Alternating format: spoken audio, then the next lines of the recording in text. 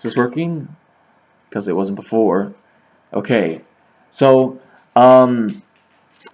today I visited Value Village. For those who don't know what Value Village is, it's a secondhand store. I'm not sure if they have those outside of Canada, but it's a secondhand store. So more or less you drop off your goods and whatever the process is. But I visited this Value Village a bunch. I know like a year ago they had all four of the first four Backstreet Boys albums, which I consider like the golden age of Backstreet Boys. You know, Backstreet Boys, self-titled from 1996, Backstreet's Back from 1997, Millennium from 1999, and then Black and Blue from 2000. And I've had a hard time not buying them because I wanted to have a copy of the first four albums. It's something that I've never had, and I'm a big Backstreet Boys fan. And you know, my reasoning was kind of like, you know, I can always just listen to them for free online. It's the day and age of that, but something different when you actually have them and you actually have like a collection. Because I don't really have much of a CD collection, to be honest. I always just listen to stuff on the computer. So, but then I returned to Value Village a couple days ago, and I saw that they still had a pretty decent selection. But again, I was indecisive. And then I had friends over, so a couple days passed, and then I returned there today, and then I decided to spontaneously buy some albums today. So I'm going to show you my albums that I bought. Okay, so the first one that I pulled out of the bag is 98 Degrees and Rising. So, as far as I can remember, I couldn't find this album on Deezer. There might be other places where you can listen to this, but Deezer is like the main one I go to. I'm pretty sure this album isn't findable on YouTube either, but I don't mind owning this album because I know there's some pretty good songs on here, and I really like vocal harmonies. And in my opinion, this is a group that did put in the effort. So that's the first one. Okay. Actually, it's 98 Degrees again. 98 Degrees Revelation. This album I'm not really familiar with. I've never heard the album before. I'm not sure if I've heard this one. I think I might have somewhere, somehow. But this one I haven't heard. So there's going to be lots of songs that I'm unfamiliar with. So I'm looking forward to listening to this. But, yeah. Okay. It's 98 Degrees again. So they have their 3 albums there. They don't have the Christmas one, but this would be... I now own 4 of their CDs because I bought their latest Christmas one. But yeah, the original one. So I've got 3 98 Degrees CDs. I'm looking forward to listening to those harmonies. Okay, so you're going to see a pattern here. I bought NSYNC's Celebrity. Now, I never was much of a fan of Celebrity, to be honest. Out of their 3 albums, minus the Christmas one, this one's my least favorite. But it's NSYNC, so I decided to go for it. There's definitely some cool harmonies in this album. There's some good songs in here too, but I mean, for the most part, I didn't really like the direction they were going. At the same time, I think it's a little bit of a unique sound. And I know they wanted to actually...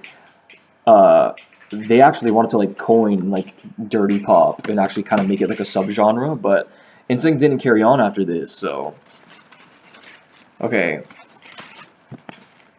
The pattern sort of continues because I bought a Boyz II Men album. This is their first one, Kool-Aid High Harmony. Now, I'm not really familiar with the songs on here. I've heard this album before on Deezer. It's Hard to Say Goodbye Yesterday, Motown Philly, of course, but those are the singles, right? But to my memory, this song, for the most part, is, well, of course, R&B, but there's a lot of New Jack Swing in this one.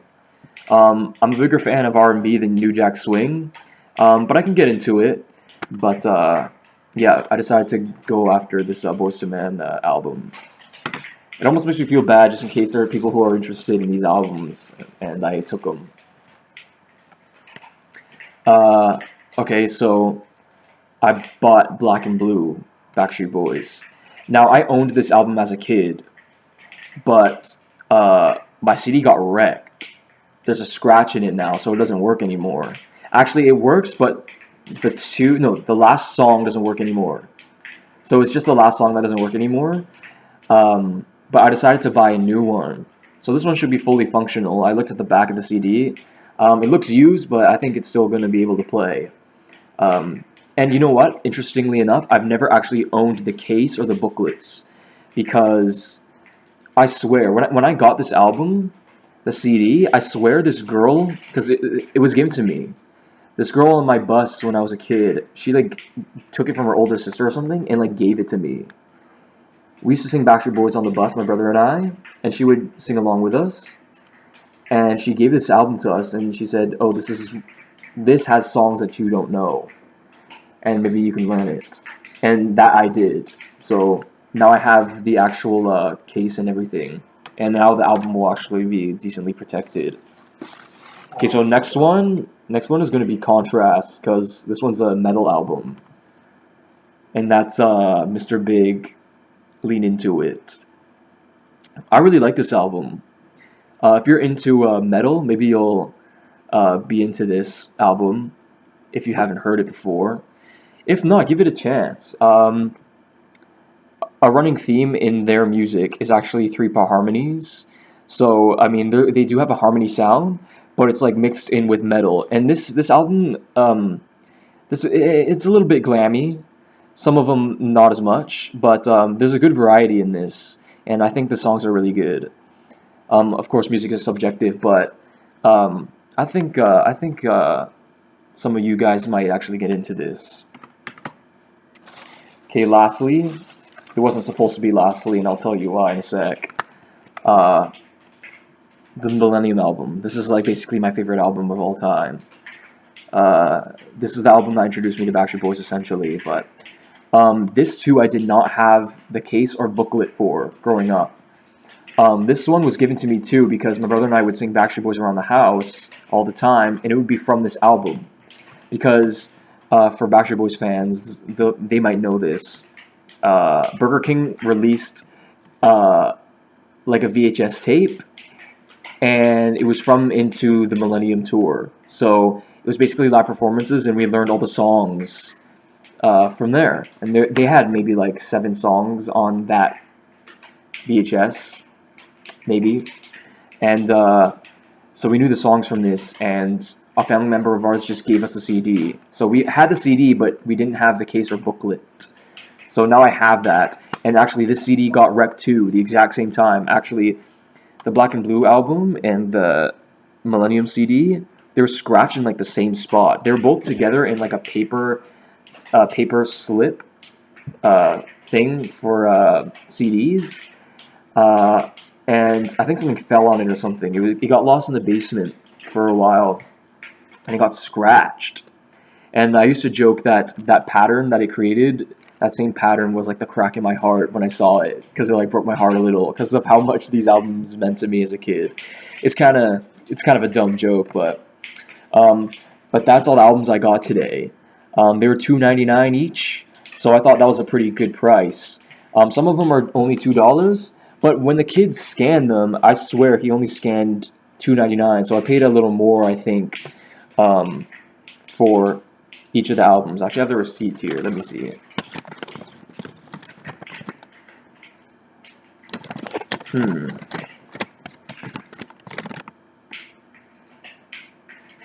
Oh, no. Okay, no. I actually paid less than I thought. Anyway, so when I visited Value Village 2 days ago, they actually had the original Backstreet Boys album. Not the American original, but like the original, the dark red one. And they had one with a scratch on it. They had 2 copies of it. One with a scratch on the side of the casing, and then they had another one with, it looked pretty clean. And I knew that when I was going to go back, just today when I bought these albums, that I was going to buy the one without the scratch. And when I went, they didn't have it.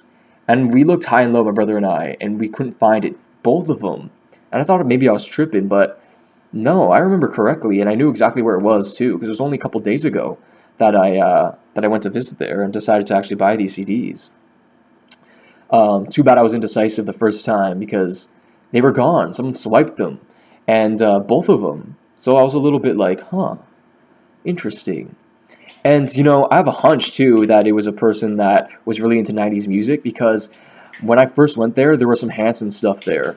They had like a single CD there, and somebody bought that because when I returned, it wasn't there. Like the CD section isn't huge, but big enough that you would have to like scan for the CDs. And I had a pretty good memory of where each of them were. And someone bought both of them. Maybe an American was visiting and bought one, and maybe some other person between the days where I last visited bought the other one uh, because they're really into 90s music. But so those are the CDs I got today. I'm actually now thinking I'm going to be on the hunt for the other two, Backstreet's Back and Backstreet Boys, because I would like to own the first four, because that's like the golden era to me. Never Gone is also a pretty solid album to me. I would like to own the first five. I already own In a World Like This, but that's now that I'm grown up and have some money to myself. So, but I'll let you guys know if I ever do this kind of thing again. So those are the CDs that I got. I'm looking forward to listening to these. So peace and love. Thanks for watching. To the next video. Until next video, I mean, whatever that video may be.